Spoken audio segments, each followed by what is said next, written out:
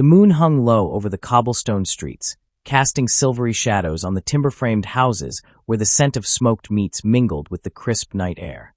In the quiet corners of a medieval town, long before the invention of cold storage, the butcher's world was one of patience, ritual, and a careful dance with time. Imagine a small shop, its wooden beams worn smooth by generations of hands, where hooks clinked softly as they held cuts of meat. In this world, meat was not merely food. It was a living cycle of preparation, preservation, and the quiet respect of the natural rhythms. Butchers, often the unsung alchemists of the market, had their own methods, secrets handed down like whispered lullabies from father to son or mother to daughter. They knew that each cut of beef, pork, or lamb carried within it a fragile story. How long it could survive the warm days, the occasional summer heat, and the ever-looming threat of rot. Their techniques were steeped in tradition. Salting, smoking, drying, and storing in cold, dark cellars where the air was thick with the earthy scent of stone walls and the faint tang of cured meat. The night would settle, soft and still, and the butcher would walk slowly through his shop, inspecting each hunk of flesh, the rhythm of his steps syncing with the heartbeat of the sleeping town, knowing that every careful action today would prevent disaster tomorrow. Salt was a silent guardian in this ancient practice, a mineral both simple and miraculous. In a shallow wooden tub, coarse crystals would glimmer faintly in the candlelight as they enveloped the meat, drawing out moisture and whispering a promise of preservation. The process was meticulous, each layer of meat carefully coated, pressed, and left to rest, a patience that mirrored the slow, measured pace of life itself. In the early hours before the town awoke, the butcher would move between tubs, turning the meat with hands seasoned by years of experience. The scent was bracing yet soothing, a mixture of salt, iron, and the faint trace of herbs tucked into the brine for extra protection. There was an almost meditative rhythm to it, a sense that time itself could be tamed if only one respected the process. And as the moonlight faded into the soft glow of dawn, the city stirring gently in its cobblestone cradle, the butcher would step back, satisfied that the meat was safe, that it would last through days when the sun pressed too hotly against the town, or when the markets swelled with hungry mouths and the warmth threatened decay. Beyond Salt, the dark, smoke-laden chambers of the town were where true preservation magic occurred. Here, meat hung like suspended dreams from the ceiling beams, enveloped in clouds of fragrant smoke that wound slowly upward and out through tiny vents. The smoke carried with it more than flavor. It was an invisible shield against the invisible army of bacteria and decay. Imagine standing in that chamber, the warm, comforting haze curling around your ankles, your senses steeped in the rich aroma of burning oak or beechwood.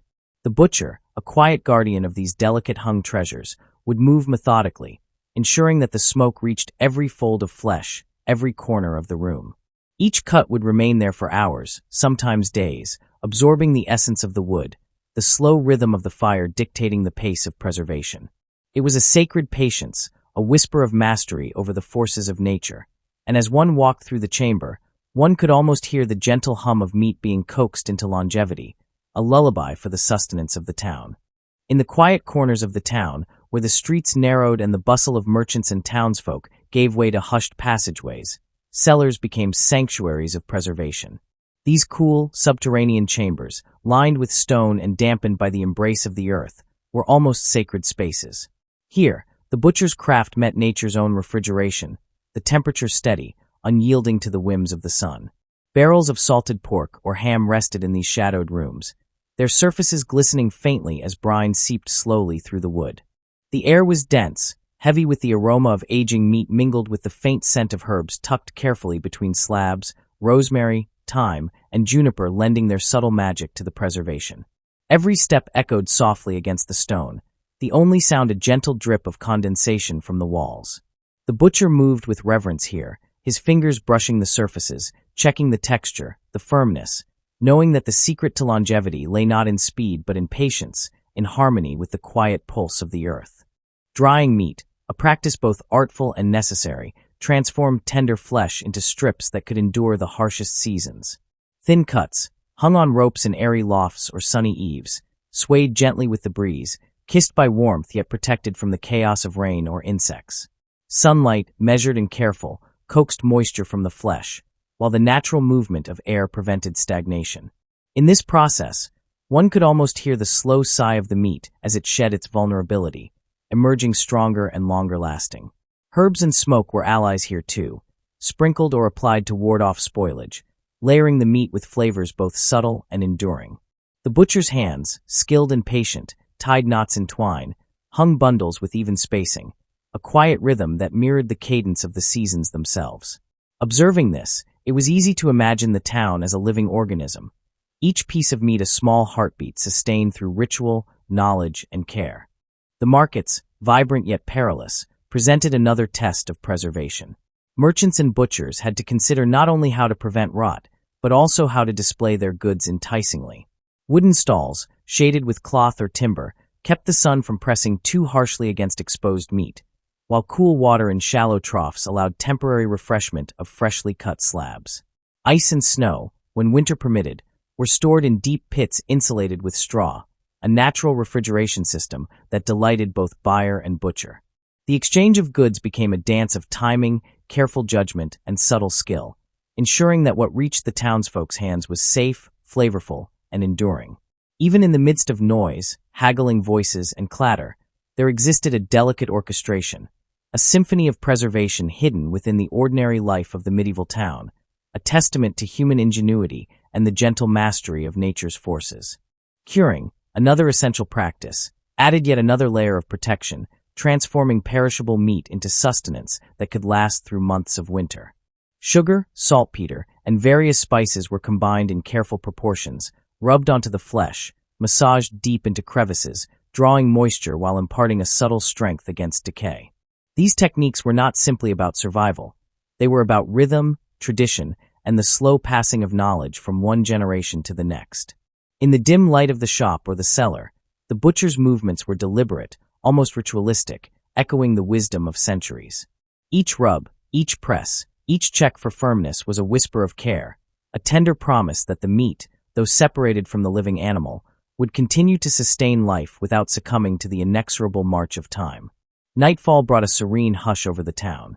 The butcher, having walked the stalls, inspected cellars, and tended to hung meat, finally allowed himself a moment of quiet reflection. Lanterns glowed softly against the walls, and the scent of cured and smoked meat filled the cool night air, a testament to diligence and patience. There was magic in this labor, a kind of quiet heroism, in knowing that the food of the town would endure through heat, hunger, and the unpredictability of life. The rhythms of preparation, smoking, salting, and drying formed a gentle symphony, a lullaby of care that ensured the survival of both meat and the community it fed. The world outside slept, unaware of the tender rituals performed in shadowed corners, yet the life-sustaining fruits of these labors were present in every home, every hearth, every plate waiting to nourish those who awoke with the dawn. As the last candle guttered softly, the butcher closed the shop doors, the quiet click of wood against stone marking the end of another day. He walked slowly through the streets, the town bathed in moonlight, reflections glimmering faintly on the cobblestones, and the air carrying the faint memory of herbs and smoke.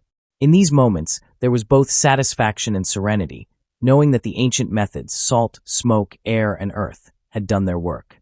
The meat would endure, the town would eat, and life would continue in a rhythm perfected by countless hands before him. Sleep settled like a soft blanket over the medieval world, over cellars, over lofts, and over the quiet heart of a butcher who had, without cold machines or modern technology, tamed decay through wisdom, patience, and reverent care. And as the town slept, the knowledge of preservation lingered like a whispered lullaby, a gentle promise that sustenance, like stories, endures when treated with love and attention.